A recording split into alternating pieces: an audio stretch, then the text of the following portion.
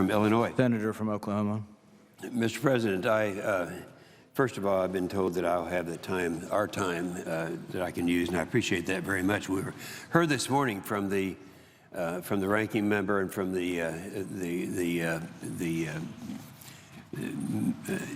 from both sides, and I'm going to bring up something here that everyone agrees on. That is the things that we do in our committee. We passed a highway bill, we passed a TSCA bill, and right now I want to talk about the WRDA bill that's coming up.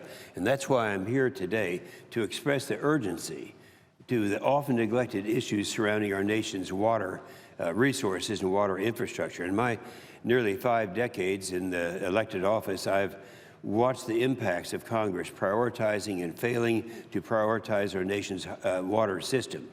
In 1986, Congress enacted the cornerstone WRDA legislation that set cost-share standards and created a Harbor Maintenance Trust Fund and the Inland Waterways Trust Fund. Following this bill, it was intended for Congress to reauthorize WRDA every 2 years. WRDA means Water Resources Development Act. When we talked about what happened in 1986, not many people are aware of the fact that in my state of Oklahoma, we're actually navigable. We have an inland waterway, and it was our intention at that time to have this bill every 2 years because it's just as significant, really, as a highway bill is.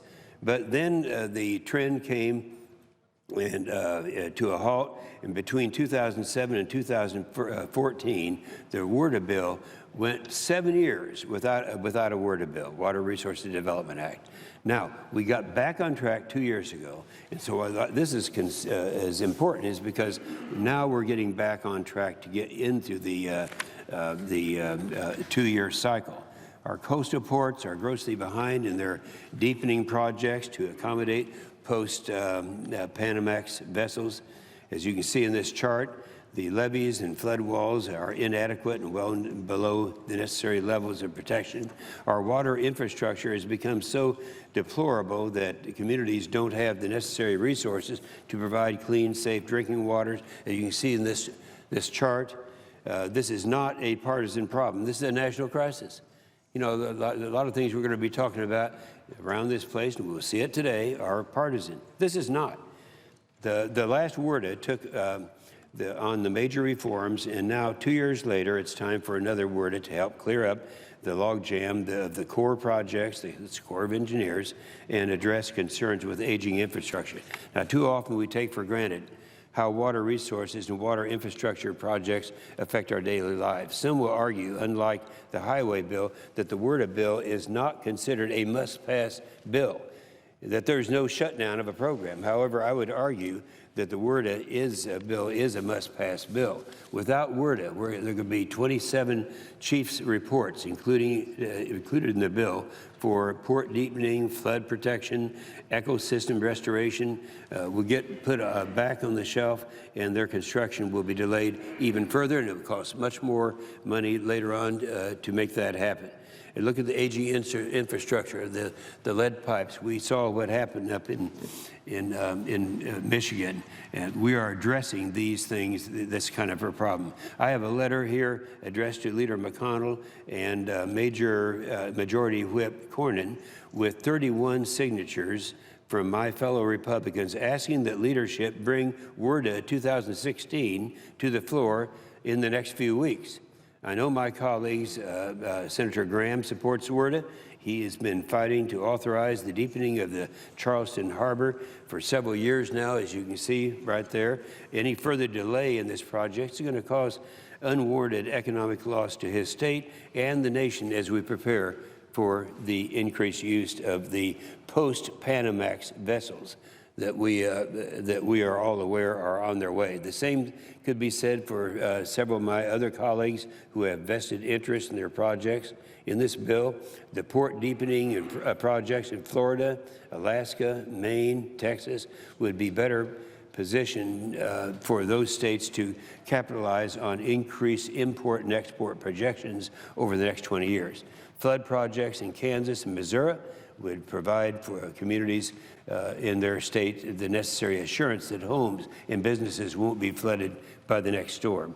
Ecosystems restorations in Florida, Illinois, and Wisconsin would stimulate recreational and commercial economies otherwise left behind, as we can see here, and that is the Florida in our chart. Senators Vitter and Cassidy also support the passage of WRDA. Their states have experienced more catastrophic disaster from storms and flooding in the past decade than any other. They, too, have a project proposed for flood protection that had been studied for nearly 40 years. You can study something to death and never get anything done. Now, if this project had been prioritized and constructed in the early 2000s as we intended, then St. John's Parish in Louisiana and the surrounding communities would not have endured a $600 million damage from Hurricane Isaac. And that was in 2012. And that's just a snapshot of what's been included in the WRDA bill. Water resources and water infrastructure projects are integral in our everyday lives, as we see in this chart. That's the next chart I think we need. The levees and to protect our communities from floodwaters, ports, and waterways that move American goods and services to a global marketplace. In addition to the traditional water resources projects and the provisions that have dominated WRDA bills in the past, Senator Boxer and I decided to go one step further and address the pressing water infrastructure crisis facing this nation. As we put this bill together, and we held hearings on critical water resources and infrastructure work, we heard now how communities are struggling to meet ever-growing clean water and safe drinking water mandates that are needed for flexibility and for targeted assistance. And by the way, people wondering right now when we're dividing the time before we're voting on a bill, I was going to make this presentation yesterday, and the senator from New Jersey dominated the floor, so that wasn't possible. Well, as our witnesses representing rural water, Mr. Robert Moore from Medill, Oklahoma, recommended we target the grant assistance program addressing issues of greatest necessity. These programs include assistance for small and disadvantaged communities with and this is something that is particularly of concern in my state of Oklahoma. You know, we're a rural state. We have many small communities. We have the unfunded mandates that come down from Washington, and we just can't handle those. And this is the one program that helps states like my state of Oklahoma. We've also empowered local communities to meet EPA mandates on a schedule that is doable and affordable for the community, and that allows the community to prioritize addressing the greatest health threats first. That's good. That allows the communities to make these determinations. Now, in addition to providing disaster relief from Flint, Michigan, we also have capitalized the new Water Infrastructure Financing Innovation Act program, which can provide secured loans for water and wastewater, and that's actually called WIFIA. I think we're all familiar with that program. But without being able to get this done, none of these good things are going to happen. We have in this bill $70 million provided in the bill for this new program that can deliver as much as $4.2 billion in secured loans.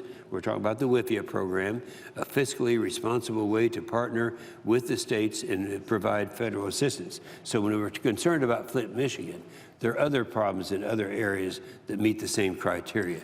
We heard how new technologies can help address drought and other water supply needs, like the issues we face in the Red River in Oklahoma.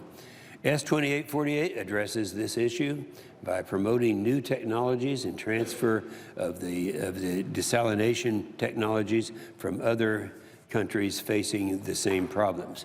In this passing the WRDA in 2016 would guarantee the federal government's principal commitment to resilient water resources and water infrastructure and a strong commerce. This is a major bill. You know, we're all concerned, and we're all very familiar with what we did in this committee. I often say the committee, the Environment Public Works Committee, is the committee that actually does things.